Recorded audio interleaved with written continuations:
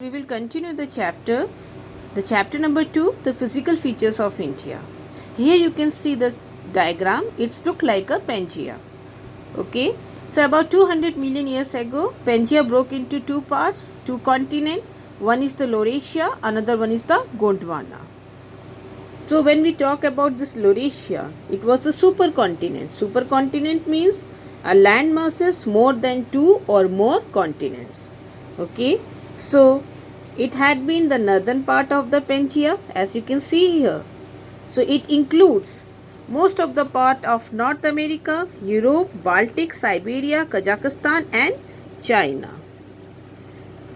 Okay, so here you can see Gondwana land or the Gondwana is the name for the southern half of the Pangaean supercontinent that existed some 200 million years ago. So it is composed of major continental blocks of South America, Africa, Arabia, Madagascar, Sri Lanka and Indian Peninsula. India Peninsula. Okay. Then comes Antarctica and Australia. So the name Gondwana, okay, is derived from a tribe in India known Gonds, and Vana means land. So what is the meaning here? The land of Gondwana. So you can see here that some 200 million years ago, Antarctica was joined to South America, Africa, India and Australia in a single large continent called Gondwana.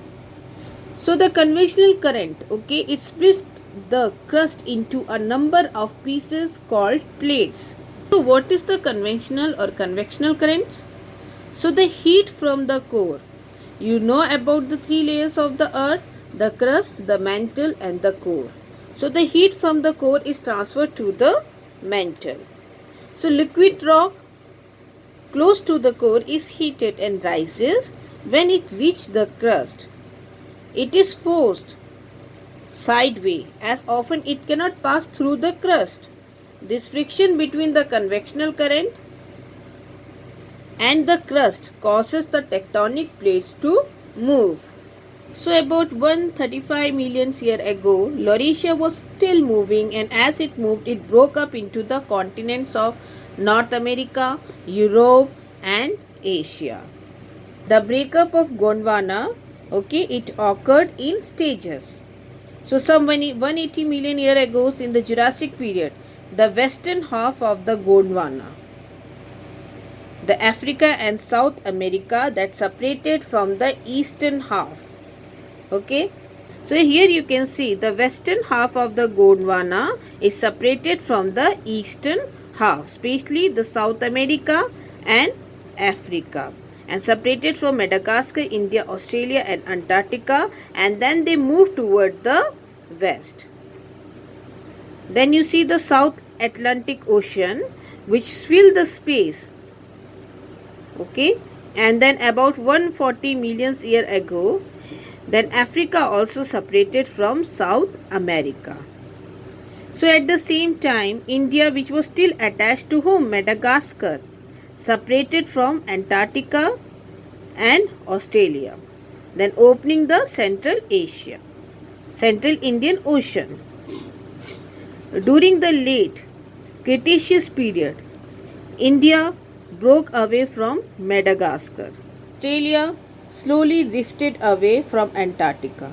Then India eventually collided with Eurasian some 50 million years ago. Here you can see the position of Indian subcontinent. Notice the position of the Indian subcontinent.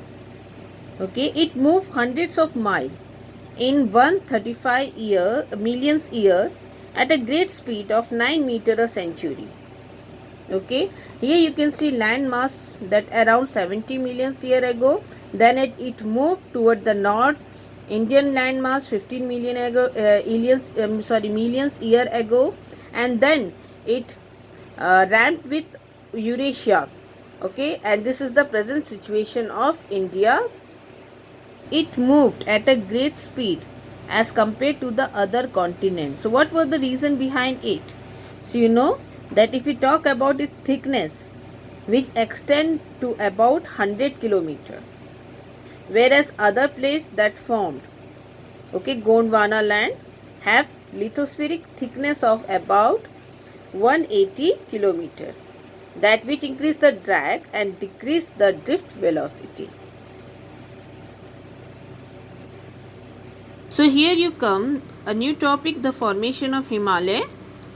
Okay, so Alfred Wegener, a German meteorologist, coined the theory of continental drift theory. Okay, so what is this continental drift theory?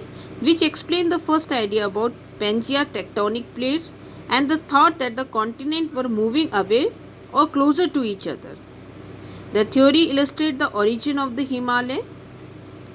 So about 225 million years ago, India was a large island situated off the Australian coast, as we have seen in the diagram also.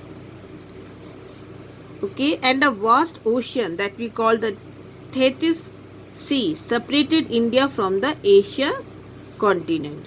So here you can see the Tethys Sea that separated India from the Asian or the Eurasian continent.